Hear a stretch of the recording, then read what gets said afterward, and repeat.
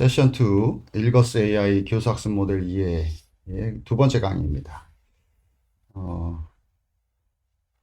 일거스 AI 교수학습 모델 각각을 살펴보기 전에 우리가 첫 번째 강의에서 그 일거스 AI 모델의 기본 그 6단계 6I AI praxis 이걸 좀 살펴봤죠. 그 다음에 그 6개의 단계로 구성되어 있는데 각각의 단계를 떤 성취 기준으로 구성할 것이냐가 를 이해를 해야 그 다음에 8개의 모델을 각각의 모델을 선생님들 수업에 적용할 수도 있고 또 하나는 그 8개의 모델 전체를 를 6개의 8개니까 48개죠. 48개의 모듈로 구성해서 필요에 따라서 내용들을 가져다가 쓰실 수 있도록 하려면 이 기본 원리 모델인 6i의 각각의 단계에 대한 성취 기준을 좀 알고 계시면 도움이 될 것으로 생각이 됩니다. 이 루브릭이죠. 성취 기준, 평가 기준이 되기도 하고. 그래서 각 단계의 내용 체계 3차원, 그러니까 우리가 국가교육 과정에서 쓰고 있는 3차원 지식이해 과정에는 같이 돼도 이것에 대한 이해가 있어야 또 핵심 아이디어를 만들고 다시 또 핵심 아이디어의 구체적인 형태가 이제 3차원으로 구성이 되고 이걸 기반으로 우리가 성취 기준 또는 학습 목표, 그 다음에 루브릭 설계까지 다 가능한 거잖아요. 이 부분이 아주 핵심적인 요소가 되겠죠. 그 다음에 이 6I의 각각의 단계를 또 진단적인 활용으로도 가능해요. 특히 첫 번째와 두 번째 비판적 질문과 정체성 탐색의 지표를 가지고 학생들의 사전 인식 수준을 또 확인할 수 있고 이걸 통해서 우리가 더 동기부여될 수 있는 수업 설계가 가능하겠죠. 그 다음에 또 형성적 피드백을 우리가 포모티브 어세스먼트라고 하죠. 총괄 평가에 우리가 너무 익숙해 있어서요. 이 형성적 피드백 또는 형성평가 이 부분에 대해서 좀 소홀히 다루는 경향이 있는데 전인 성장에 있어서는 기본적으로 이 형성평가가 매우 중요하게 작용을 하고요. 피드백을 제공한다라는 개념도 있지만 학생들의 활동을 관찰하고 또 학생들의 산출물들을 봄으로써 그다음에 학생들이 협업 활동을 할 때에 참여하는 정도를 확인함으로써 우리는 또 피드백을 받습니다. 그죠? 그리고 그 받은 피드백을 가지고 더 효과적인 교수 전략을 설계해서 적용하기도 하죠.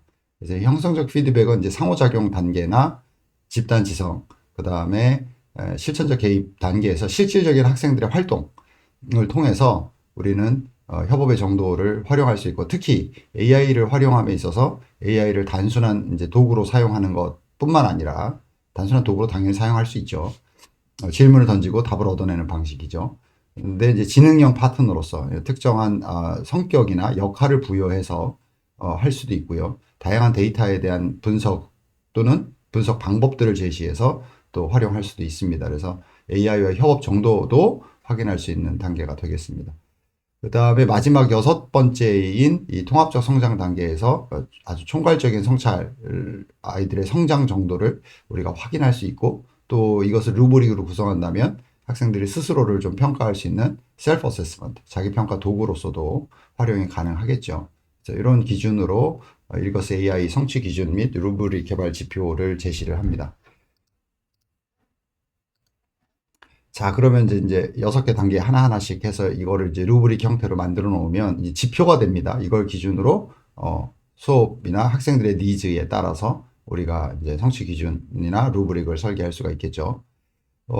이 첫 번째 비판적 질문 단계에서는 이제 어떤 문제가 탐구할 가치가 있는가, 어떤 프로젝트를 수행할 가치가 있는가, 이런 것들을 판단하는 거라고 했지 않습니까?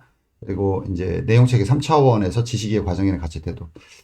물론 총론에서는 이 지식이해 과정인 가치 세대를 세 영역으로 나누어서 반드시 해야 된다라고 말하고 있지는 않아요. 이거를 뭐 두 개를 합쳐가지고 해도 된다라는 식으로 하고 또 특히 핵심 아이디어를 우리가 지정을 할 때 전체적으로 총괄하게 해야 된다라는 지침이 있어요. 그죠?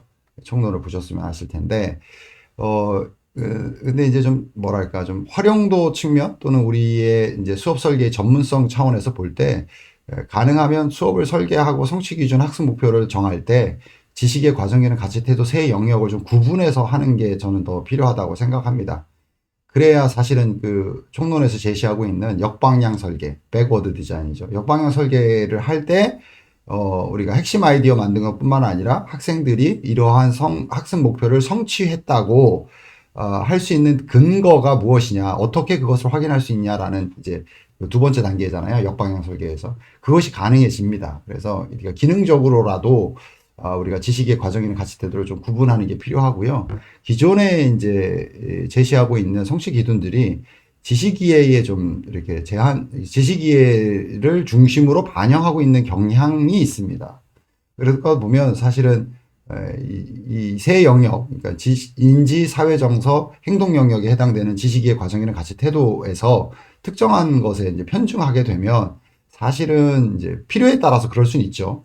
그런데 이게 이제 일반화되어 있다면 사실은 이제 전인 교육을 하는 것에 문제가 있다. 이렇게 볼 수도 있어요. 그래서 저는 이제 우리가 적어도 일거수 AI 활동을 한다라고 했을 때, 수업 설계를 한다고 했을 때 지식이해 과정이나 가치 태도 세 영역을 좀 구분해서 명확하게 좀 제시하면 좋겠다.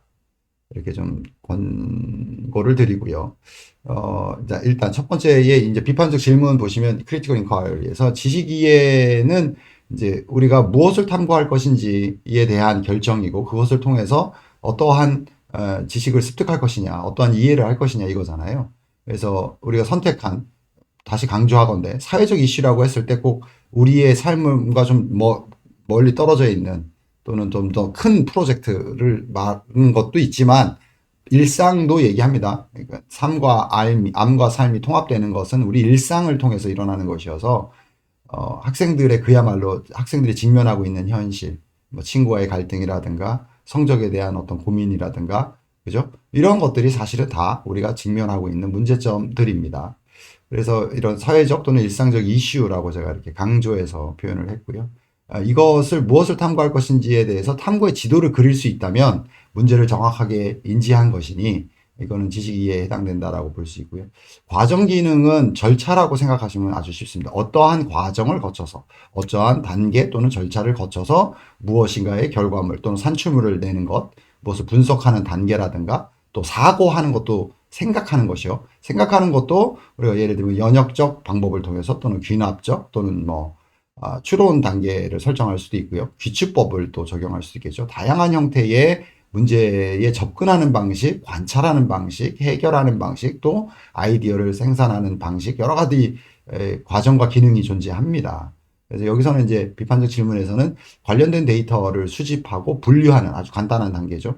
그 수집하고 분류하는 AI를 활용해서요. 이런 과정 기능을 가질 수 있고요. 이걸 할 수 있는 능력이 있다. 그 다음에 가치 태도 영역에서는 문제의식을 갖는 것이죠. 그냥 단순한 호기심을 보여줄 뿐 아니라 세상에 대해서 호기심을 갖고 있고 이거에 따른 문제의식을 제시할 수 있다라고 한다면 세상에 대해서 좀 더 내가 기여하는 사람으로서 또는 주변에 내가 직면한 문제나 친구가 직면한 문제에 대해서 공감하고 그것을 해결해 남으로써 어떤 공동의 책임의식을 갖는 것 이런 것들이죠. 이거 이제 비판적 문제의식인데 이렇게 보시면 지식의 과정 기능 가치 태도의 세 영역을 이렇게 구분해서 우리가 성취 기준을 제시한다면 루브릭을 짜는데도 도움이 되고요. 그 다음에 그야말로 전인 교육을 하는데 도움이 된다. 이렇게 보시면 될 것 같아요. 평가 내용에서 특히 이제 우리가 그레이드 또는 점수나 어떤 특정 그레이드죠. 예, 점수를 줄 때에도 좀 구분을 할 수 있죠. 그거는 이제 전략적으로 해야 되겠지만 이게 이제 유치원 교육이냐 또는 고등학교 교육이냐에 따라서 약간의 차이가 있겠죠. 점수화 시켜서 할 수도 있고 아니면 이렇게 최우수, 우수, 보통, 개선 이렇게 제시할 수도 있고요. 네 단계로. 보통 세 단계로 해라 이렇게 총론에서는 권장을 하고 있기는 한데 이 부분도 필요에 따라서는 좀 이렇게 구분하실 수가 있는데 여기서 제가 이제 평가 지표로서 제시하고 있는 거는 이렇게 네 단계이고요.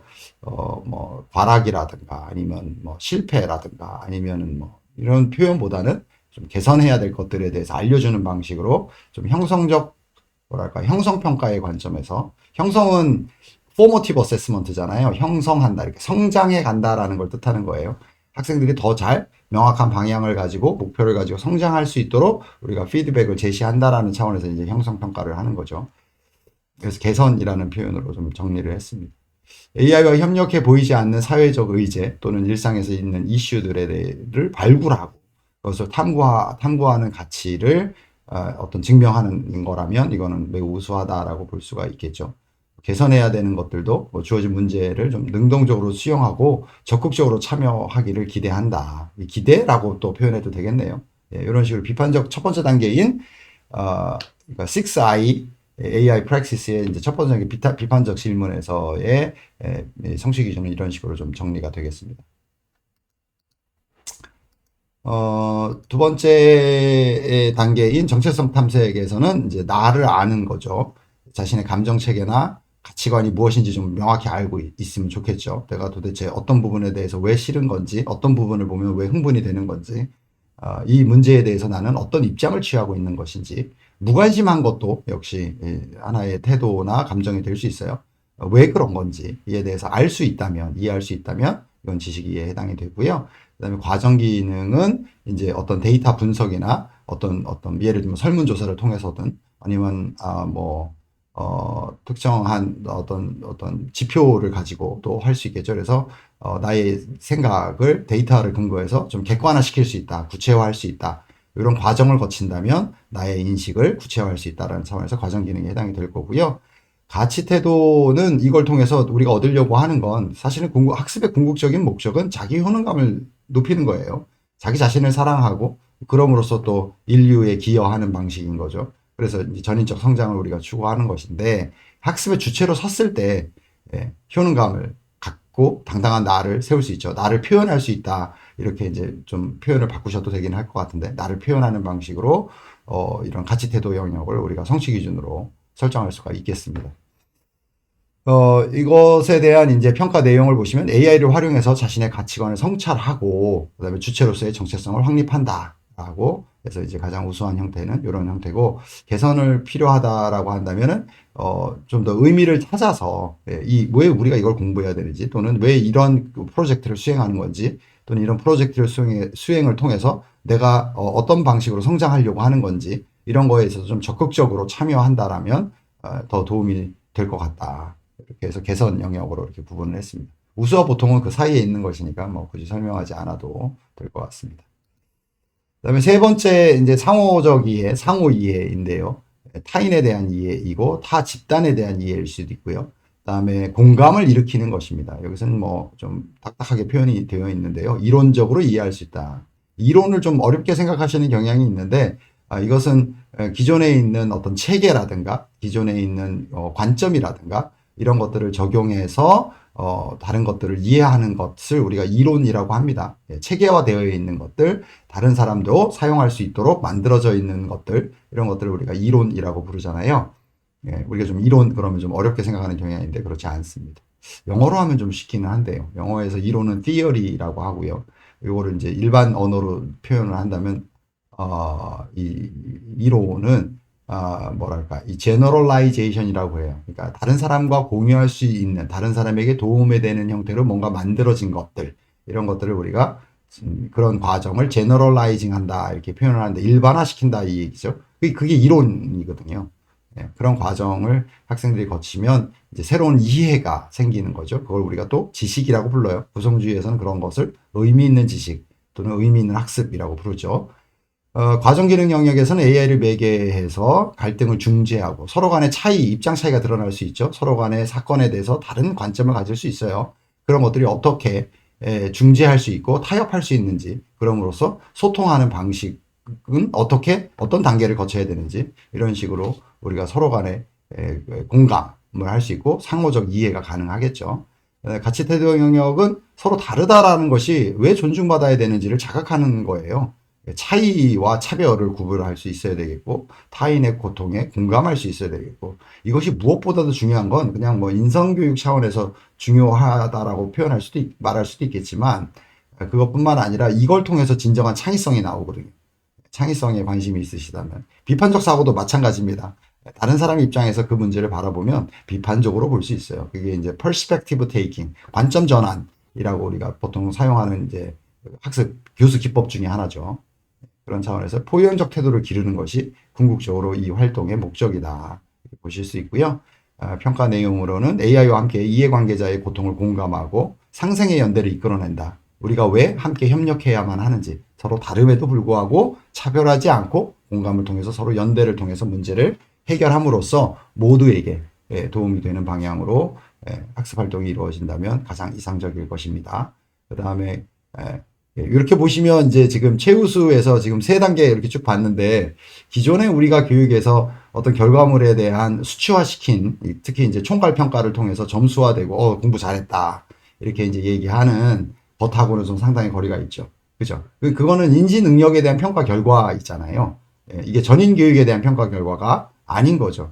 여러 가지 행정적, 뭐 정치적, 문화적, 역사적 여러 가지 우리가 고려해야 될 것들이 많긴 하겠지만, 적어도 우리가 담당하고 있는 우리 학생들만큼은 이렇게 전인 교육의 경험들이 많이 누적된다면 우리도 교사로서 더 보람을 느낄 수 있지 않을까 생각을 합니다.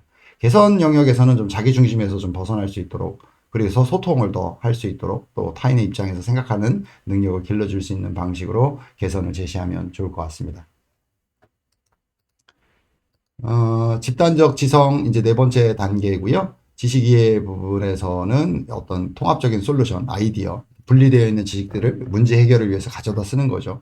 요거는 우리가 융합교육이나 또는 이제 프로젝트 기반 학습 이런 데서 기본적으로 사용되고 있는 원리이기도 하죠. 그러니까 지식을 배워서, 예를 들면 뭐 수학 지식이든 과학 지식이든 뭐 음악 지식이든 지식을 배워서 적용해 본다라는 식의 접근을 우리가 그동안 취했는데, 이게 뒤집어졌죠. 뒤집어서 봐야 된다라고 말하죠. 21세기에는. 뭐냐면, 이제 그러니까 프로젝트 베이스드 러닝, 문제 기반 학습을 하거나 융합 학습을 한다라고 하는 건 현실의 문제, 그러니까 우리가 직면하고 있는 학생들이 직면한 문제를 해결할 때에 그 필요로 하는 교과 지식을 가져다 쓰는 거죠.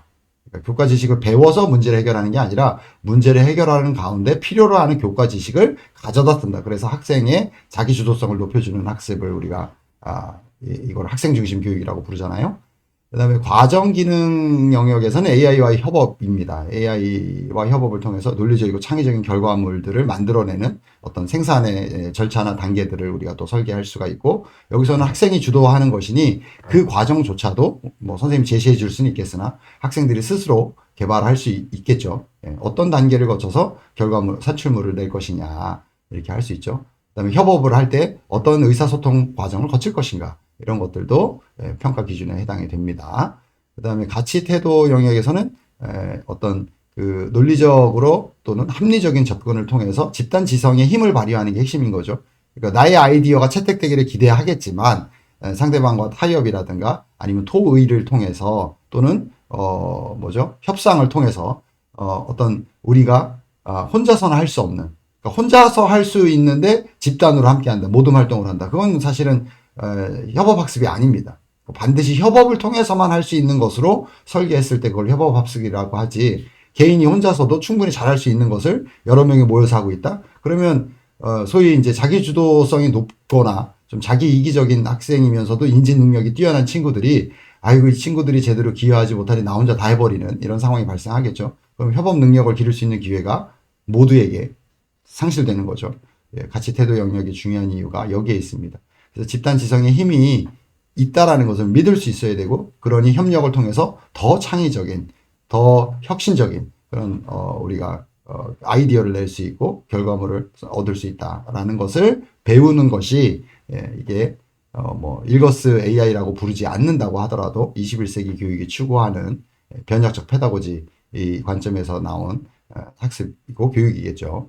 그래서 집단 지성에 대해서는 AI를 활용해서 다학제적인 거예요. 그래서 다학제적. 사실은 초월학제적이라고 말하는 게 맞거든요. 다학제적인 거는 이제 여러 교과 간의 상호작용의 중심에 둔다면, 초월학제 그러면 아까 말씀드렸듯이 문제를 해결할 때 우리가 필요로 하는 여러 학문 분야 또는 교과 내용을 가져다가 쓰는 방식인 거죠. 그걸 우리가 트랜스디스플리너리라고 하죠. 다학제는 이제 인터디스플리너리라고 우리가 보통 부르는데, 엄밀하게 얘기하면 여기서는 다학제보다는 이제 초월학제가 더 맞다 이렇게 말씀드릴 수 있고요.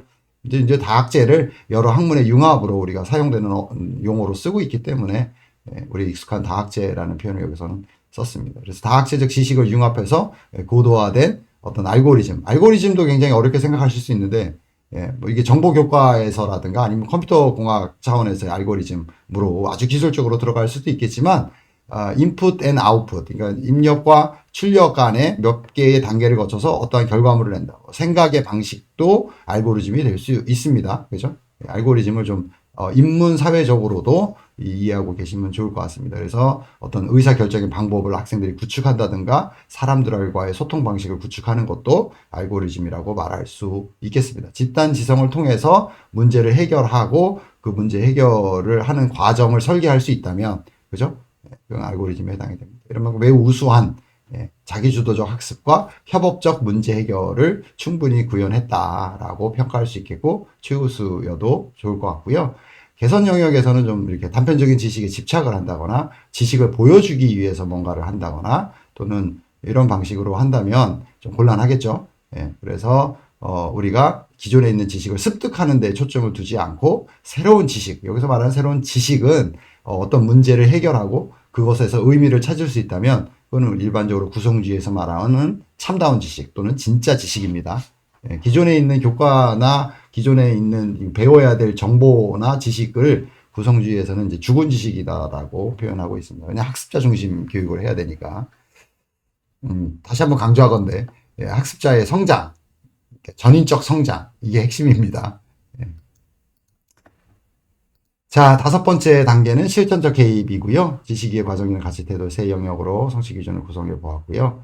지식의 영역은 의사결정이 사회에 미치는 영향력, 그다음에 윤리적 가치를 이해할 수 있다. 이거 아주 정말 실질적인 지식인 거죠. 그다음에 과정 기능에서는 AI를 활용해서 실행 전략을 최적화하고 실제 사회에 개입할 수 있다.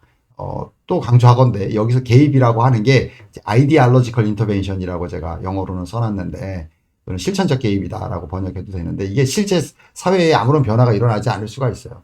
뭐 예를 들면 뭐 어떤 내용을 작성해가지고 호소문을 써가지고 뭐 담당자에게 뭐 발송을 했는데 이메일을 보낸다든가 아무런 피드백을 받지 못했다. 상관없습니다. 그럴 수 있죠. 세상이 변하지 않을 수 있어요. 그죠? 네. 교실 내에서는 그런 것들이 가능하겠죠. 아이들이 어떤 규칙을 만들어서 실천한다든가 서로 간의 모니터링을 통해서 우리의 규칙이 이렇게 문화가 될 수 있도록 만드는 작업은 교실 내에서는 충분히 가능한데 교실 밖을 벗어나서 다른 어떤 사회 기관이라든가 어떤 현실에 대한 변화를 우리가 추구하려고 했을 때 아무런 변화가 일어나지 않을 수 있어요. 그래서 이 아이디알로지컬 실천, 이데올로기 실천이다 이렇게 번역할 수 있겠는데 이거는 나의 변화를 말하는 겁니다. 그다음에 우리가 공동체, 그러니까 이 모둠 활동에서 구성원들이 사회에 대한 인식의 변화가 일어나기 때문에 이것을 우리가 실천이라고 말합니다.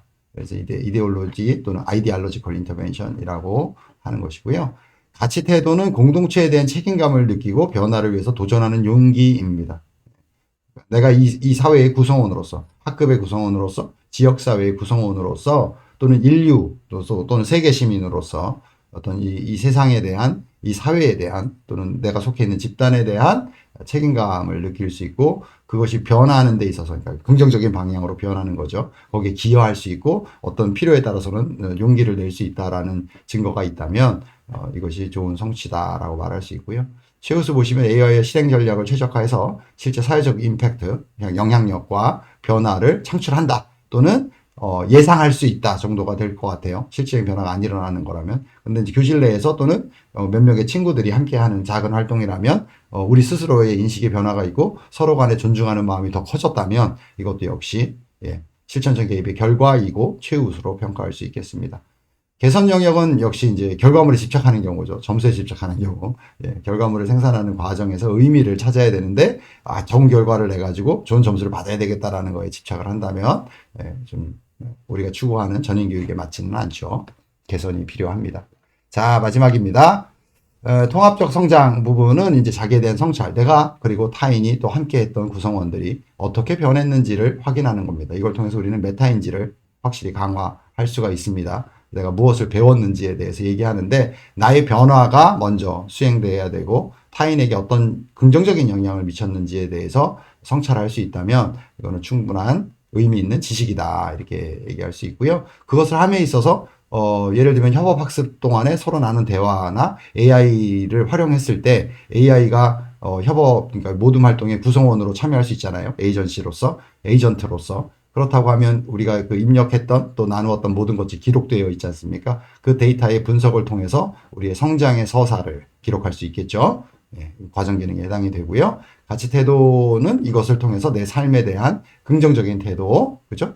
그 다음에 사회에 대한 기여, 그 다음에 나의 어떤 그런 미래에 대한 꿈을 얘기할 때 이제 단순한 직업을 제시하기보다는 내가 어떠한 가치 있는 삶을 살아갈 것인가에 대해서 고민해 볼 수 있는, 그래서 그것에 대한 어떤 결과물이 있다면 이것은 충분한 가치 태도다라고 볼 수가 있겠고, 당연히 최우수는 AI와 전 과정을 서사화함으로써 기록이 되어 있으니, 또는 뭐 AI를 굳이 쓰지 않는다고 하더라도 협업에서 함께 대화 나누었고 중요한 의사결정들은 기록하게 해서 그걸 통해서 그런 데이터를 가지고 서사화 시킬 수도 있죠. 그래서 삶의 태도를 좀 통합적으로 바라보고 지속 가능한 성장이 가능성을 보여준다. 그렇다면 매우 우수하다. 이렇게 볼 수가 있겠습니다. 개성 영역은 과정에 대한 성찰을 통해서 자신에 대한 이해와 성장을 추구하는 방향으로 조금 더 독려해 준다면 좋겠습니다. 네, 이렇게 해서 이 성취 기준을 이제 6I AI Praxis 이 이제 모델, 그러니까 일거스 AI 교수학습 근본 모델, 원리 모델에 한번 적용해 봤습니다. 이 부분을 이제 뭐 세세하게 기억하실 필요는 없지만 이해한다면 이제 나머지 8종으로 나누어져 있는 각각의 모델을 하는데 더 수월하실 거고요. 그 다음에 그걸 가지고 궁극적으로는 특정한 모델을 우리 수업 설계에 적용할 뿐만 아니라 이제 이것을 그 48개의 하나의 모듈로서 내 필요에 따라서 내 수업에 맞게 커스터마이즈 맞춤하는 거죠. 하는 것들이 가능하겠다. 혹시 질문이나 의견이 있다면 남겨주시기 바랍니다. 고맙습니다.